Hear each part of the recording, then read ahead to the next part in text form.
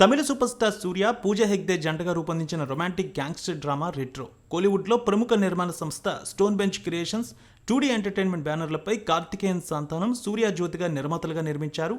తమిళ్లో popular director Karthik Subbaraju దర్శకత్వంలో రూపొందించిన ఈ సినిమాలో జయరామ్, జోజు జార్జ్, కరుణాకర్, నాజర్, ప్రకాష్ రాజ్ కీలక పాత్రలు చేశారు. మే 1వ తేదీన ప్రపంచవ్యాప్తంగా గ్రాండ్గా రిలీజ్ అయింది ఈ సినిమా. సూర్య, పూజా హెగ్డే జంటగా నటించిన ఈ చిత్రం రొమాంటిక్ గ్యాంగ్స్టర్ యాక్షన్ మూవీగా రూపొందింది. ఈ సినిమాకి టాప్ ఆర్టిస్టులు, టెక్నీషియన్స్ వర్క్ చేయడం వల్ల బడ్జెట్ భారీగా అయింది. ఆర్టిస్టుల రెమ్యునరేషన్, ప్రమోషనల్ ఖర్చులు కలిపి సుమారు 70 కోట్ల రూపాయలతో పూర్తి చేసినట్టు ట్రేడ్ వర్గాలు అంటున్నాయి.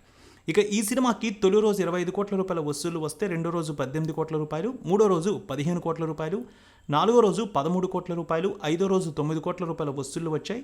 ఆరో రోజు 7 కోట్ల రూపాయలు, నేడు 5 నుంచి 6 కోట్ల మధ్య వసూళ్లు వచ్చే అవకాశం ఉందంటున్నారు అనలిస్టులు.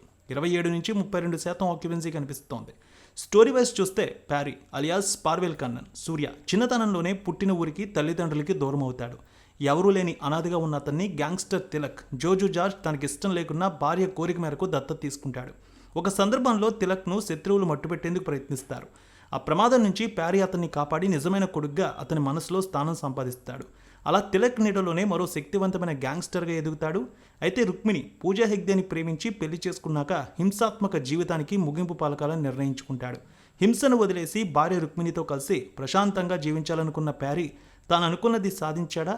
అతని గతం, దాంట్లో దాగి ఉన్న రహస్యాలేంటి? తిలక్తో ఎందుకు వైరం ఏర్పడింది? తాను వద్దనుకున్నా తనని వెంటాడుతున్న శత్రువులతో అతను ఎలాంటి యుద్ధం చేశాడన్నది వెండితెరపై చూడాల్సిన స్టోరీ.